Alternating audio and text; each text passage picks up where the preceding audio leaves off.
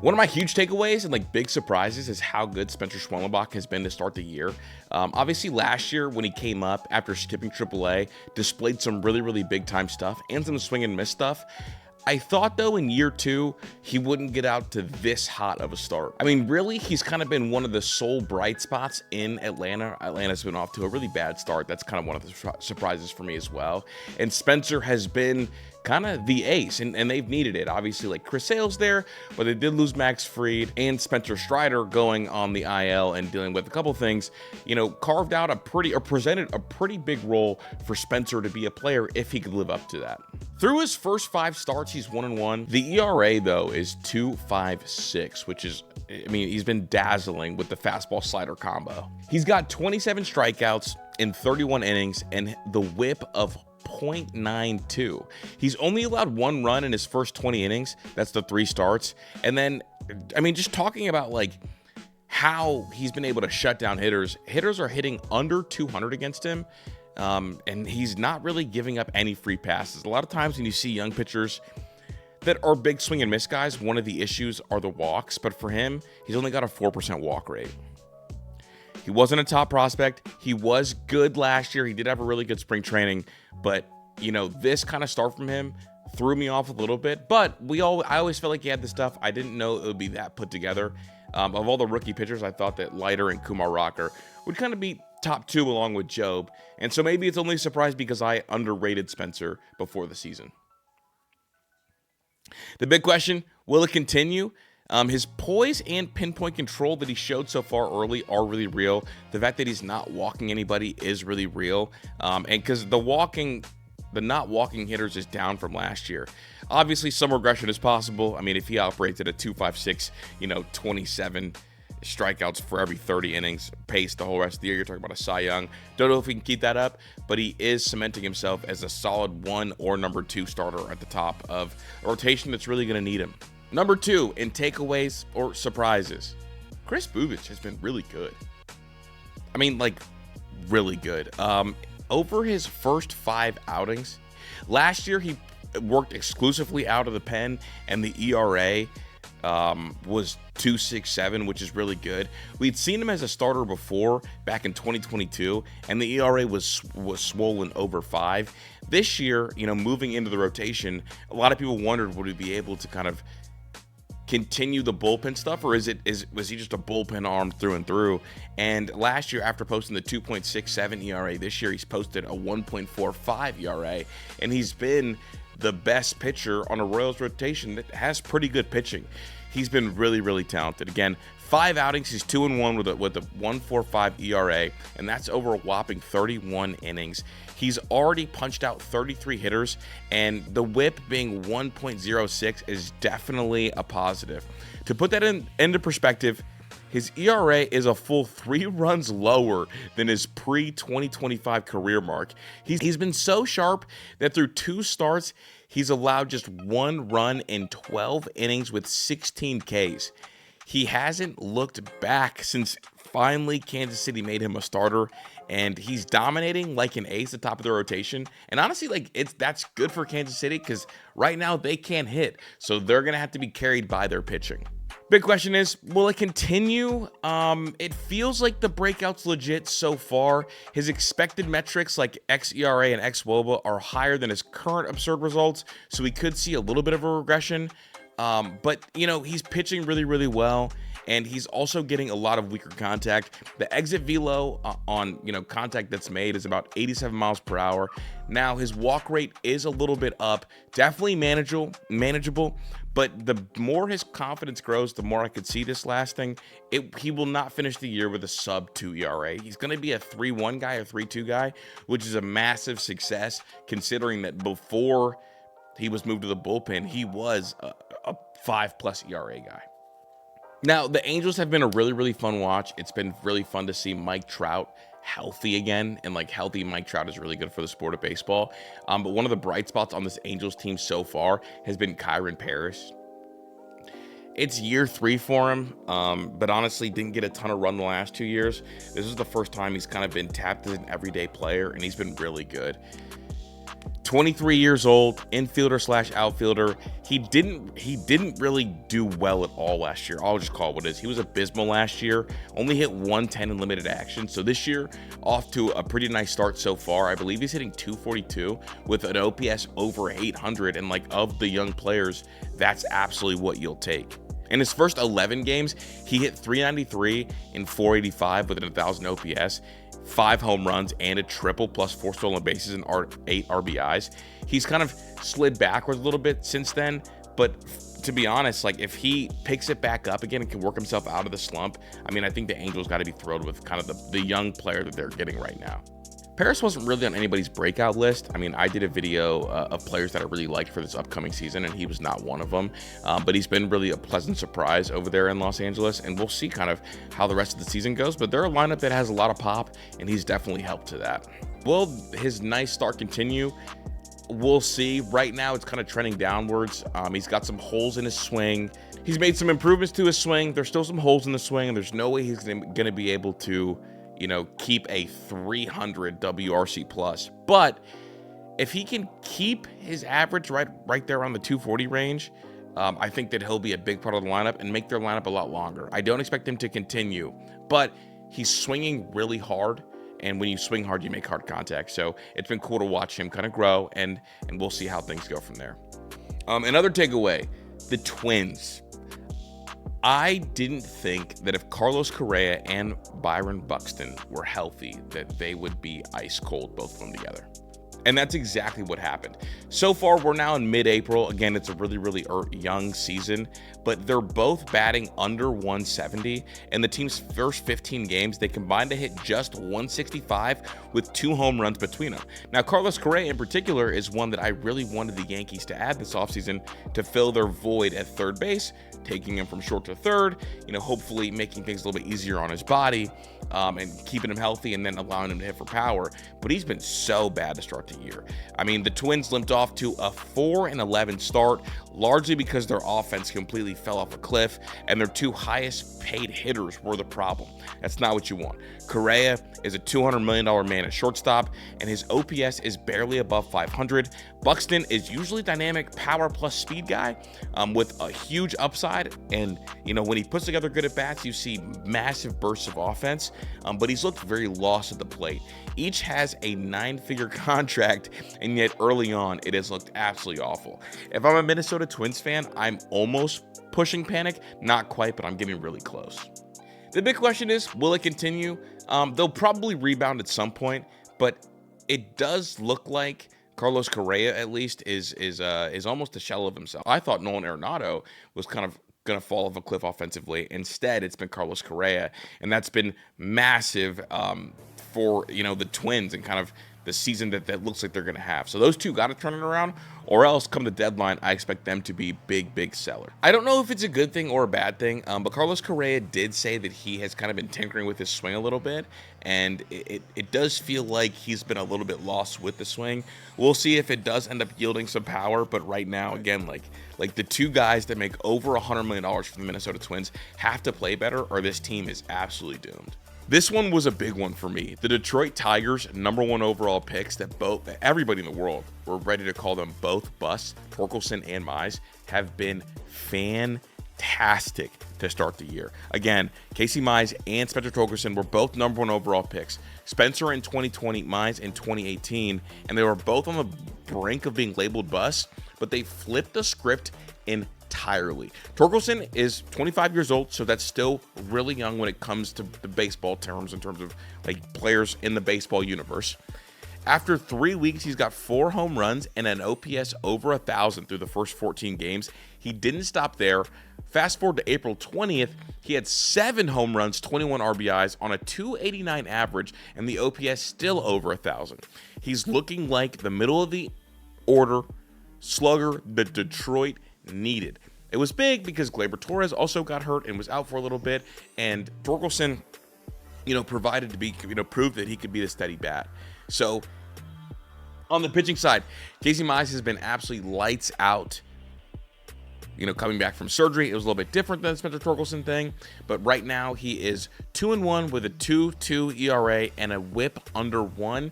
He's only given up 5 earned runs in 2024 in 24 innings. He's allowed like 5 hits and 1 run in his first 2 outings, which is huge, immediately establishing himself as Detroit's most reliable starter. I mean, Detroit looks like they've got a really good pitching rotation right now.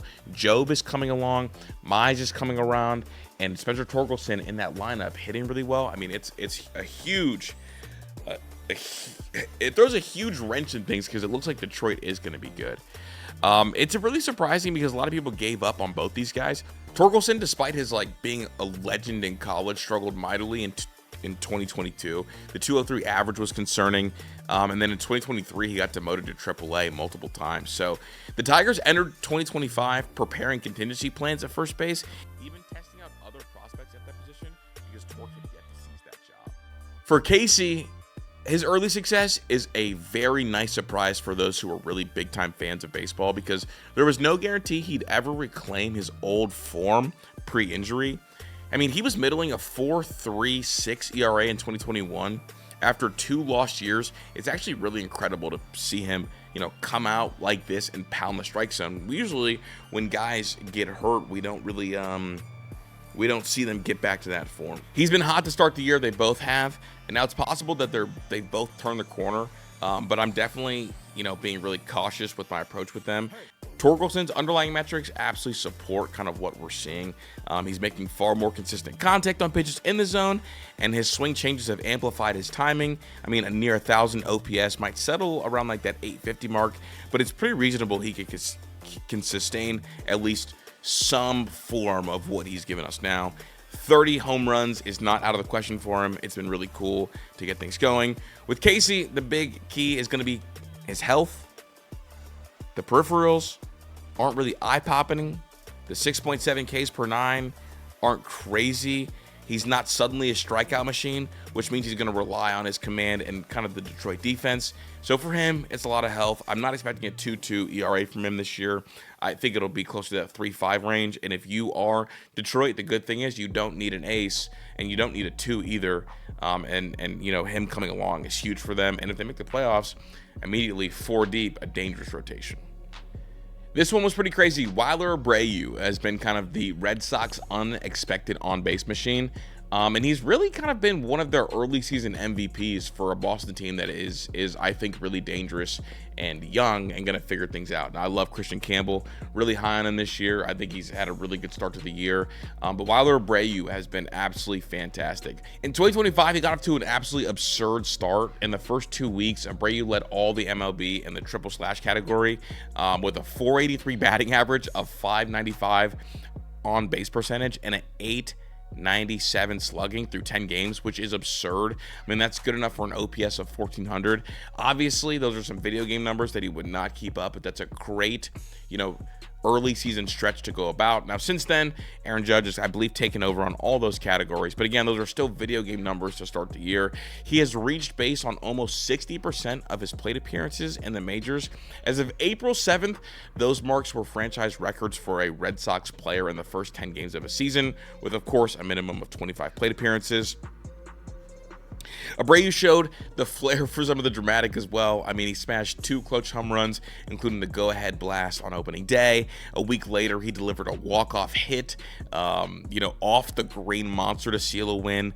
By mid-month, he had 3 home runs and 12 RBIs and was leading the American League in on-base percentage at over 480. Defensively, he's flashed some big-time prowess, made a couple throws that felt like Ichiro. In a world where the Red Sox want to get Roman Anthony up here, it's really big for some of the other young players to really play well. Now, Abreu wasn't even a household name, maybe not even in Boston. He was an Astros prospect and acquired in 2022. He made his MLB debut late last year and hit pretty decently, 257 and 86 ABs. But coming into spring training in 2025, he was one of several candidates for a 4th outfield spot. He even missed most of spring training with an illness. So making his scorch, honestly, to miss that much of spring training with an illness and then come out this hot to start the year is unbelievable. The big question is, as he continues, is it for real? Is it for real? Is it for real? Obviously, he's not going to keep up the video game numbers. He did cool off from those ridiculous numbers to start the year, because nobody's going to maintain a 595 on-base percentage for long. And as the sample size grows, pitchers will adjust. Right now, he is slugging over 600 as of late April. That'll probably taper. The projection system sees him as more of a 15 to 20 home run guy rather than a 40 home run guy, and that's kind of what that slugging percentage would suggest. So I do expect him to have between 17 and 20 home runs this year, and flash and be a big part of this Boston lineup. Crazy, gonna end the video on a negative, I guess. Julio Rodríguez has been so bad to start the year. I love him. I think he was gonna be a top 3 center fielder. I did think I liked Jackson Merrill a little bit more. Someone pull a video and double check that for me. But Julio Rodríguez has not been good to start the year. That would be an understatement. He's been abysmal. Reno, he was 24 years old, budding superstar, and Seattle was gonna need him to take that next leap, especially offensively, if they were gonna kind of get to where they wanted to get to. Through the first few weeks, Julio's numbers were almost unbelievably bad for all the wrong reasons. After about 3 weeks, he was hitting 186 with no home runs and a 441 OPS. Yeah, a 441 OPS. The OPS being under 500 and the 0 home runs, and he struck out 1/3 of his plate appearances. So like a center fielder not hitting for power with a 33% K rate is abysmal. It's shocking because he won Rookie of the Year. He's already been the face of the Mariners franchise for a little bit. He had a little bit of an early sophomore slump in 2023, but caught fire and led Seattle to a late playoff push in 2023 with 32 home runs and 819 OPS. Over the winter and spring of 2025, all signs pointed like he was going to be a guy that competed at an MVP level. Fangraphs even projected him as a 6 WAR player. I mean, ESPN's early hot takes referenced, the MVP candidates you've never heard of, which is foolish. And I think someone compared him to Kevin Durant. So him hitting below 200 with no power in April is probably the biggest individual surprise in the entire league. I mean, he's a key reason the Mariners offense has been underperforming. It's also surprising because even when Julio struggles prior to April, he still shows some power speed. This year, he has just 1 steal and was caught once. So the goose egg and the home run column makes it look even worse. Essentially, like baseball's most dynamic talent, or one of them at least, has gone ice cold to start the year. It's not going to continue. I'm not panicking yet, but it does make you wonder when it's going to click on and how long Seattle can afford for him to be so bad offensively, because taking him out of the lineup is not an option, and he's been bad to start the year. There have already been some signs that he's starting to adjust and shake off the funk. He himself has preached patience and acknowledged the slow start, but he said, "I'll never stress so much when it's early in the year," emphasizing that he needs to keep grinding and not let the lows get to him, which is huge. And it's good to hear that from a guy who's really uber confident. The underlying metrics do suggest that Julio has been pretty unlucky. He's still hitting the ball extremely hard when he's not striking out. In one stretch, he has 6 of the hardest hit balls, 1 at 114 miles per hour, went for outs. That's absurd. Many of them loud line drives right at defenders, and that kind of bad luck doesn't last forever. His expected X on base average were significantly higher than the actual output, indicating that with normal luck, his average slugging should rebound. Another factor is he has had a little bit of a pattern of some slow starts. This is actually the 3rd straight year he struggled in April. In 2022, he struggled in April, but he hit 205, not 186 for the first month, before exploding the rest of the way. Mariners aren't panicking, and neither should he, but that is one of the surprising things. So if you made it to this part of the video, thank you so much. Obviously, like in this digging, I thought that Juan Soto was going to be on this list. I don't think I'm too shocked by Juan Soto, and I know that I had to mention him at some point in this video. Juan Soto is just a guy dealing with not hitting in front of the best hitter in the sport anymore, and he's kind of started to pick it up here recently. And plus, bad for Juan Soto is still good for the rest of the league. I do think the Juan Soto thing is just interesting in terms of tracking. I mean, so far this year, Juan is hitting 245 with a 368 on base percentage, and the slug and the OPS is still over 750. It's at 762. He's going to be better. He's already started to pick it up a little bit, and I didn't think he was bad enough, I guess, to have a segment about it. But I have seen some Mets fans get a little frustrated, but the Mets are winning, and he'll figure it out. And him sandwiched between Frankie, who's starting to turn it up a little bit, and Pete Alonso, who's been probably the second best hitter in the sport behind Aaron Judge, is going to lead to Juan Soto being good. I mean, this is maybe the first time in, I guess, 2 years, maybe, depending on how you feel about him and Tatis, that he is going to be attacked as the man in the lineup and the only man in the lineup. Now, when he was young in Washington, he got attacked like that, but it took a little while, and he had a decent amount of protection because the Padres were spending buckets and buckets of money on guys. That's all I have for today's video. So, thank you if you made it to this part of the video. Make sure you like, sub, and comment a player that you want a video on. I am going to do a prospect check-in. I've been, trying to watch as much of Spencer Jones as I could, who currently has been a monster in Double-A, leading all Double-A, I believe, in home runs. I'm going to go see him play next week. I've also been keeping up with George Lombard Jr., who I think could get called up to Double-A at some point in the next 2 months. So I'm Chris Drew. This is the Chris and Pat YouTube channel. Thanks for subscribing, and I'll talk to you guys soon.